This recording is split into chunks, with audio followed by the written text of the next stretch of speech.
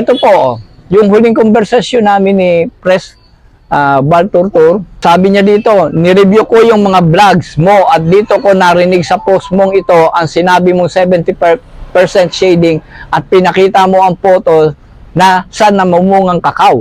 Baka nga sa hindi pamumunga ang nais mong ipahiwatig. So maliwanag. Nag-gets niya kagad. Ito ang sagot ko sa kanya.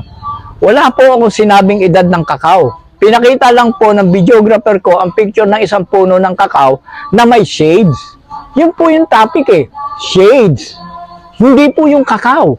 Wala po akong sinabing edad. Wala po akong sinabing bagong tanim. Wala po akong sinabing 2 years old. Wala po akong sinabing 3 years old. Ang nakalagay po dito, yun lang po ang topic ko sa vlog na yun. Yung shades.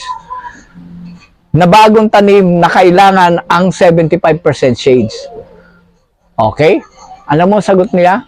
Huh? Maliwanag, oh. Okay, thanks for the clarification. Good luck and Merry Christmas. Same to you, boss. Oh. Ayan, oh. Meron kaming conversation ni Balturtur. Oh. Kung makikita nyo mismo. Wala po kaming maling pinagtalunan. Wala po kaming, yan po yung isang tao na nire-respeto ko. Nakita nyo?